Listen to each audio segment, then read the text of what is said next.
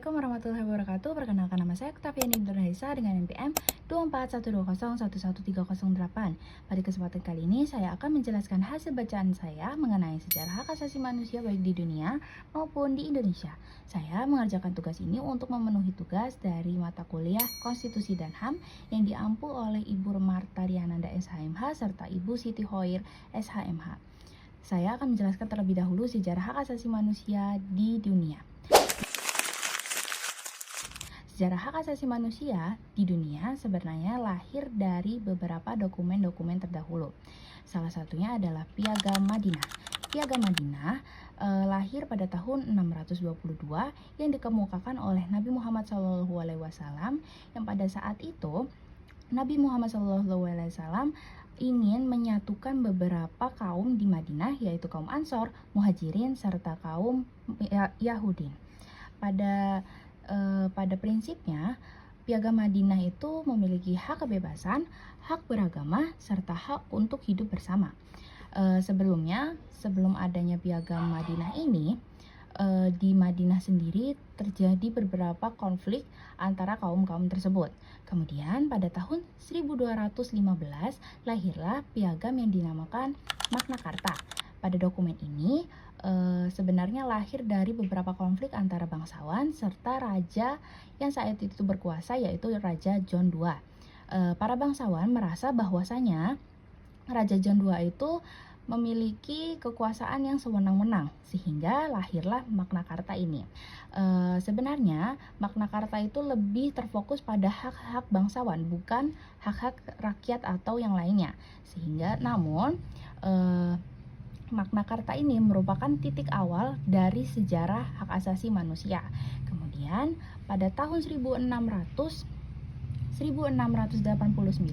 lahirlah dokumen bernama Bill of Rights yang merupakan hasil dari protes atau penggulingan Raja James II yang diduga atau dituding melakukan pelanggaran HAM seperti adanya kekuasaan yang sewenang-wenang dan beberapa pelanggaran HAM lainnya. Dalam Bill of Rights itu menekankan prinsip-prinsip kebebasan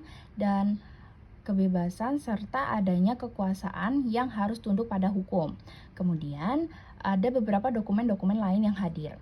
Kemudian pada tahun 1948 lahirlah PBB mengemukakan beberapa deklarasi, yaitu Deklarasi Universal Hak Asasi Manusia yang menekankan adanya hak untuk pernikahan, hak untuk lahir, hak untuk pendidikan, dan hak untuk pekerjaan. Kemudian sebenarnya hak asasi manusia itu lahir dari beberapa generasi, yaitu ada 4 generasi. Generasi pertama itu lebih terfokus pada politik dan sipil. Kemudian generasi kedua itu lebih terfokus pada ekonomi, sosial, dan budaya. Kemudian generasi ketiga itu lebih terfokus pada pembangunan, kemudian hak lingkungan hidup.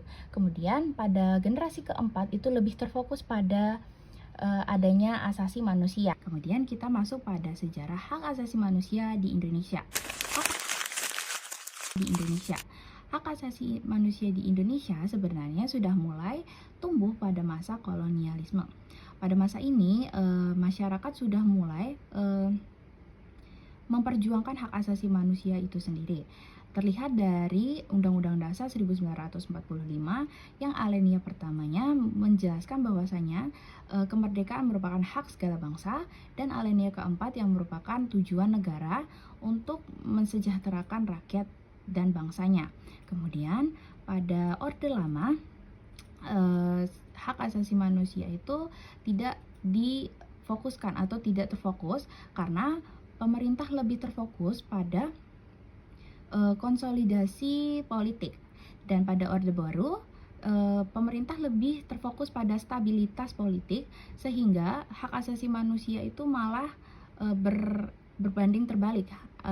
Artinya banyak pelanggaran HAM yang terjadi dari pemerintah untuk rakyat maupun lain sebagainya. Kemudian pada masa reformasi, hak asasi manusia ini mulai meluas, yang artinya hak asasi manusia itu mulai dilirik oleh pemerintah.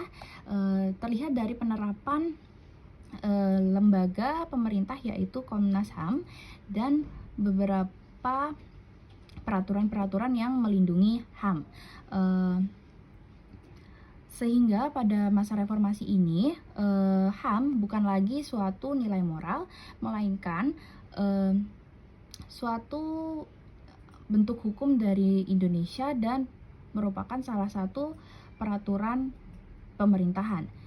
Itu saja merupakan sejarah dari HAM di dunia dan di Indonesia menurut jurnal-jurnal yang saya baca. Sekian dan terima kasih.